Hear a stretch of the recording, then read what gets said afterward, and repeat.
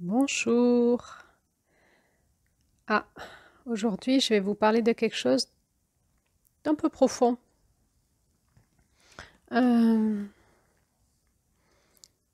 je pense pas que vous pouvez écouter cet audio à la va-vite en faisant vos courses, par exemple. Pour ceux qui arrivent comme ça sur cet audio au hasard, cet audio fait partie d'un processus que nous vivons mois après mois, un processus reliant les contes amérindiens et l'intelligence énergétique de la Terre et de toutes les influences que nous recevons de la Terre, de la planète Terre, pendant toute l'année, tous les mois de l'année. Et nous avons étudié par l'intermédiaire de plusieurs audios depuis janvier l'évolution énergétique de notre cycle. Et nous en sommes à la fin du mois de juin. Ça veut dire que cet audio, pour pouvoir bien la comprendre, il faut avoir suivi peut-être les autres audios. Cependant, vous pouvez aussi l'écouter comme ça et peut-être que ça vous parlera quelque part en vous. Mais c'est un audio qui est là pour parler à nos profondeurs suite à tout un chemin initiatique que nous avons déjà fait ensemble depuis janvier. Le mois de juin nous parle de la porte du sud de cette roue chamanique qui est la porte de l'unité. Et cette porte, nous y sommes préparés en mai et nous allons l'intégrer en juillet. Et nous la passons en juin.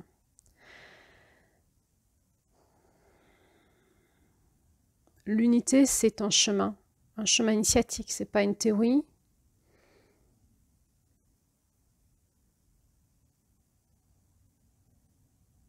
Et notre unification intérieure est l'aboutissement de tout un chemin d'expérience, de combat intérieur à soi, reflété par l'extérieur, ou à un moment, quand nous avons réussi à acquérir en nous cette conscience et récupérer tous ces potentiels dont nous avions besoin pour arriver à ce but ultime qui est l'unification en soi, eh bien, elle va se faire. Et elle ne se fera pas théoriquement, elle se fera par la pratique. En juin, nous sommes confrontés aux forces de l'ombre. Alors, est-ce que c'est le mois de juin qui nous confronte aux forces de l'ombre ou est-ce que c'est l'énergie dans le chemin initiatique dont nous parle la dynamique de juin? C'est-à-dire que notre mois de juin, ça peut être toute une période de notre vie, ça peut être toute une vie, peut-être dans un cycle karmique. Mais il y a des moments dans notre vie où nous en sommes à ce niveau-là de maturité, où nous devons grandir et nous nous confrontons aux forces de l'ombre pour pouvoir grandir en nous-mêmes. C'est quoi ce grandissement en nous-mêmes? Bien sûr, c'est un grandissement de maturité de conscience. Tout d'un coup, quand je prends conscience que ce que je vis n'est que le reflet de mon intérieur. Et il y a tout un écart encore entre la théorie et l'expérience. Il y a des moments dans ma vie où, bon, moi j'ai fait comme tout le monde, j'ai beaucoup écouté, eu des enseignements, j'ai voulu comprendre, avoir la connaissance, et puis après il y a eu l'expérience dans ma vie. Et il y avait ces moments dans ma vie où tout d'un coup, par l'expérience, je comprenais, vous savez, comme tout d'un coup, quelque chose qui s'éclaire dans mon cœur, la petite, vous savez, dans les BD, la petite ampoule qui s'éclaire tout d'un coup, ping, ah, ça y est, j'ai compris. Quelque chose comme ça qui s'éclairait dans mon cœur, et tout d'un coup, ça venait valider la théorie. Je disais, ah, mais ça, on me l'avait toujours dit, et je viens de le comprendre. Je suis face à exactement ce qu'on m'avait dit. Et là, on peut dire qu'on intègre, on n'est plus dans les concepts, on est dans l'intégration en soi, dans la matière de la conscience. Vous savez, ce combat entre ombre et lumière, on en parle beaucoup. On en parle dans les religions, termes de bien-mal, en termes de vieille chair, nouvel homme, en termes de Dieu ou le Christ et Satan, et puis les autres courants spirituels que je connais pas trop, mais on parle toujours de ce rapport de force entre l'ombre et la lumière, et puis peut-être dans certains films initiatiques.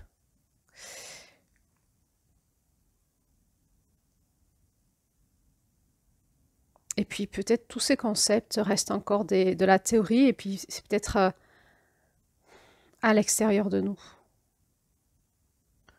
Et on y met peut-être, on y projette dessus peut-être une notion de morale, bien mal. Et donc évidemment, moi je veux faire le bien, principe. Donc c'est le mal, c'est les autres. Ou alors si je le vois en moi, je vais me culpabiliser, je vais me fouetter, et c'est pas bien, et je suis quelqu'un de pas bien, je vais m'auto-dévaluer, etc. Et puis, à des moments, ça peut être juste à l'extérieur de moi aussi, et c'est comme un mythe, une histoire que je me raconte, qui fait référence à un film ou à un film intérieur que je me suis construit en écoutant une histoire biblique, par exemple. Et du coup, ce concept reste encore extérieur à moi et une histoire, en fait, qu'on m'a racontée.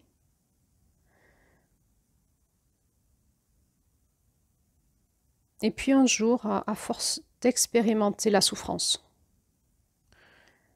et quand il y a cette rage de vivre au fond de soi qui dit « je veux m'en sortir », il faut que je trouve le chemin, sinon je vais crever.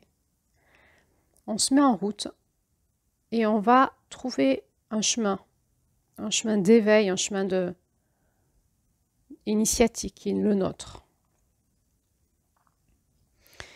Et par une forme de discipline personnelle dans un chemin qui nous correspond, nous allons commencer par la pratique, aller travailler au fond de nous ce qui se passe. Et là, on va commencer à se rencontrer et à rencontrer ces forces qui nous animent de l'intérieur. Et on va s'apercevoir que notre intériorité, notre être intérieur, notre énergie intérieure est fait de différentes forces, de courants, de flux. Et à un moment, on va commencer effectivement à rencontrer ces forces d'ombre en nous. Alors, si on fait aussi de la psychologie, de la thérapie, on va nous expliquer peut-être que dans cette ombre, il y a tous nos potentiels cachés. C'est ce que Jung nous dit, le psychanalyste Jung, d'apprivoiser notre ombre, parce que dans notre ombre, dans tout ce qu'on rejette de nous, mais aussi dans tout ce qui est inconscient qu'on ne voit pas, il y a tout notre potentiel caché. Et de rencontrer notre ombre, c'est une façon de récupérer ce potentiel. C'est une façon d'apaiser cette dualité intérieure et de peut-être vouloir se réconcilier avec ces parts de nous contre lesquelles on lutte. J'ai beaucoup suivi moi ce courant à un moment, et puis en fait dans mes pratiques personnelles, à un moment, j'ai vu que ça marchait pas en fait, la psychologie. Un peu, ça fait du bien un temps, mais ça met un peu comme de la pommade sur la blessure.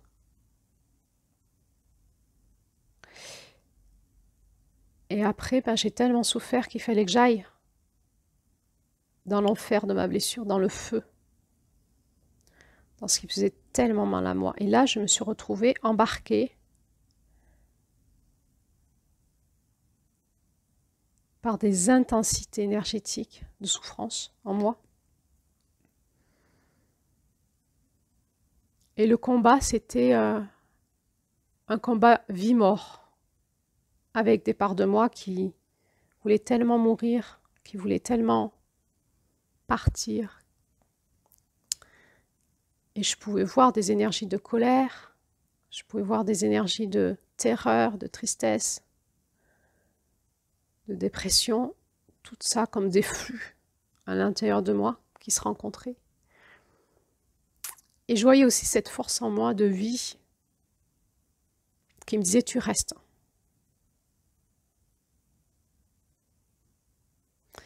Et je pense que mon enfer intérieur, il était là. Il était dans la confrontation de mes oppositions entre la vie et la mort. Pulsion de vie, pulsion de mort.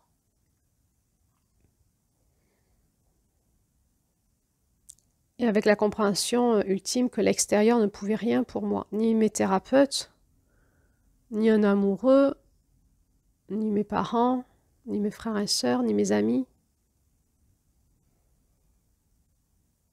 Et finalement, dans ce combat intérieur, j'étais seule.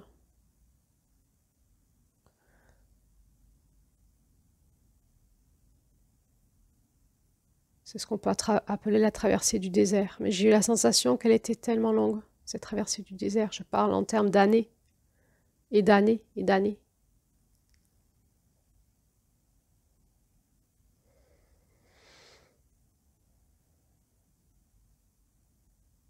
Et puis, de la psychologie, de la thérapie, je suis repartie de nouveau dans la quête entre le tangible et l'intangible, et la rencontre de ces deux mondes en moi.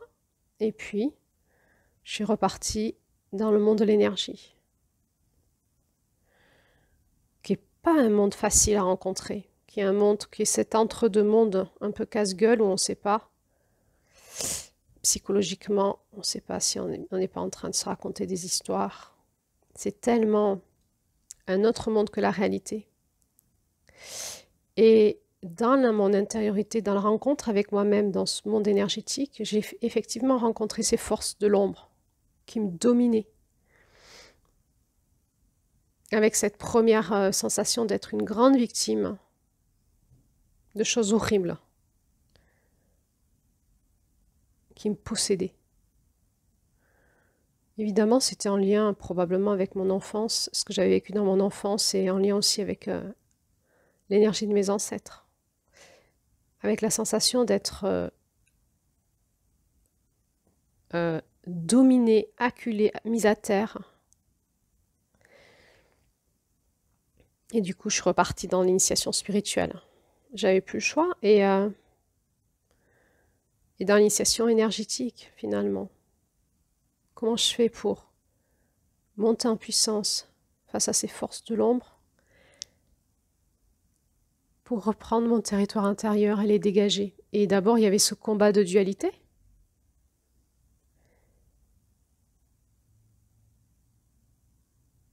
Et je me suis fait aider, bien sûr. J'ai prié, j'ai trouvé les bonnes personnes pour m'aider, parce que c'est pas évident de trouver les bonnes personnes pour nous aider dans le monde de l'énergie. J'ai fini par trouver. Et là, j'ai pu avancer en sécurité, dans ce face-à-face, à l'intérieur de moi-même. Et à force d'avancer, et de reprendre du pouvoir et de reprendre mon territoire personnel à l'intérieur de moi, petit à petit, avec aussi l'écoute de mon être intérieur, de mon être spirituel, de mon cœur profond, de cette voix d'amour qui est en moi. J'ai fini par me rencontrer, par rencontrer cette part-là de moi, pleine d'amour, qui est puissante, cette part spirituelle de moi. J'ai fini par comprendre que Claire-Lys, c'était plusieurs personnages. Il y avait la part spirituelle, d'une telle puissance, parce que quand je la rencontrais dans mon monde énergétique, je voyais bien qu'elle avait une puissance divine. C'était impressionnant. Et je voyais bien que c'était moi. Il y avait celle qui vivait sur Terre, ces grandes souffrances. C'était tellement un gouffre entre les deux. Et puis il y avait cet entre-deux-mondes qui essayait de relier les deux. Cette guérisseuse, thérapeute qui utilisait ses propres outils, sa propre discipline pour aller récupérer son territoire intérieur et écouter cette voix d'amour en moi. Et parfois, ces vagues de désespérance, d'épuisement qui m'ont porté dans cette espèce de vortex intérieur. Et puis, petit à petit, en s'ancrant, en s'alignant, en essayant de tenir droit dans la tempête et d'appliquer tout ce que je recevais comme enseignement, de sortir de la dualité, de manière rigoureuse. Dès qu'elle vient, je ne l'alimente pas. Et c'est en moi la dualité, mais c'est aussi à l'extérieur de moi. Et j'ai eu des conflits énormes avec des personnes très importantes pour moi, où il a fallu, je sentais qu'il y avait cette main de maître en moi qui disait tu ne vas pas dans la dualité, sinon tu replonges dans le vortex. Et puis petit à petit, il y a quelque chose qui s'est redressé en moi. Et puis, j'ai fait mon passage de l'Est. Et en arrivant dans mon Sud, et en confrontant toutes ces forces d'ombre sur différents plans en moi, un jour, en récupérant du potentiel, de la puissance, en travaillant avec mes guidances de lumière, en vivant des initiations spirituelles fortes et en les mettant en pratique et en les travaillant en moi, j'ai pu, comme ça, me redresser dans mon énergie intérieure, dans ma Kundalini. Et puis petit à petit, comme faire ce décapage intérieur, comme c'est monter en lumière en moi. Et à force de monter en lumière en moi, et effectivement, il y a eu ce dégagement qui s'est fait jusqu'à cette rencontre ultime. Et c'est de ça dont je voulais vous parler aujourd'hui. Où tout d'un coup, j'ai vu cette part de moi qu'on peut appeler dans le monde initiatique, énergétique, spirituel, l'ombre, mon ombre, ma part de moi diabolique, ma part de moi qui s'opposait totalement à la vie et à l'amour. Et j'ai vu ma part duel, j'ai vu l'autre part qui voulait la vie et l'amour et qui se battait pour y arriver contre une ombre invisible que je n'avais pas rencontrée dans cette puissance-là en thérapie, psychologie. Et tout d'un coup, je la voyais se dresser face à moi et je voyais bien que c'était moi. Et cette part de moi qui disait c'est non négociable, on n'ira pas dans la vie, pas dans l'amour, je vais faire tout ce qu'il faut pour qu'on n'y aille jamais. Et là, j'ai compris que finalement, tout ce travail d'opposition intérieure dans ces oppositions de force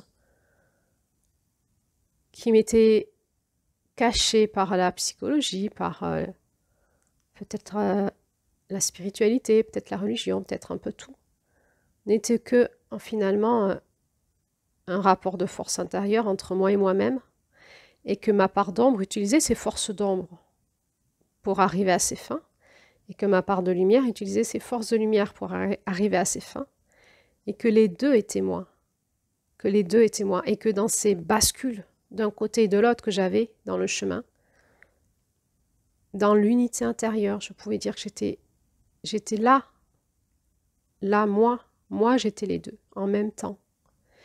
Et tout d'un coup, quand on comprend ça, qu'on comprend que tout ce que l'on vit, que ce soit énergétique, spirituel, que ce soit relationnel, que ce soit dans la réalité concrète, n'est que l'expression de ce combat intérieur entre ces deux parts duelles en nous.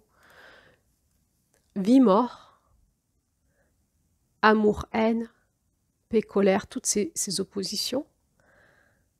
Et quand tout d'un coup on se rencontre et qu'on comprend profondément que c'est plus la théorie, qu'on se voit, on se comprend, on sait que ça c'est nous, et qu'on comprend que toutes ces forces d'ombre, c'était que notre être intérieur qui utilisait ces forces d'ombre extérieures pour se battre et arriver à leur fin, eh bien, l'unification ultime est possible.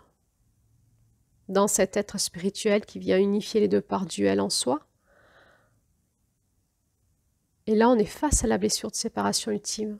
Qu'est-ce que c'est qui a créé cette dualité en nous, dans notre âme, dans notre être énergétique? C'est la blessure ultime de séparation. De la séparation au divin, à l'amour, de notre âme. Et là, on est face à des forces brutes, à des forces vives, qui nous animent, qui animent notre âme, et qui animent toutes les forces qui existent dans l'univers pour les mettre en jeu dans notre réalité.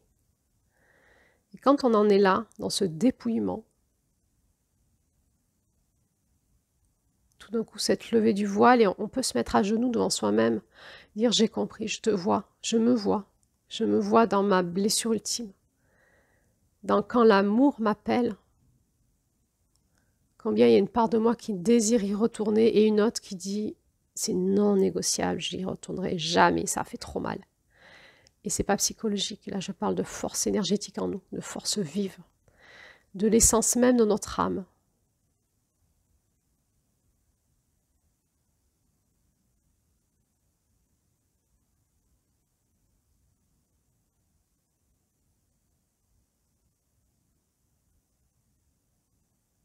À ce moment-là, on ne peut avoir que de la compassion pour soi-même. C'est comme si tout d'un coup, on se comprenait totalement, sur tous les plans.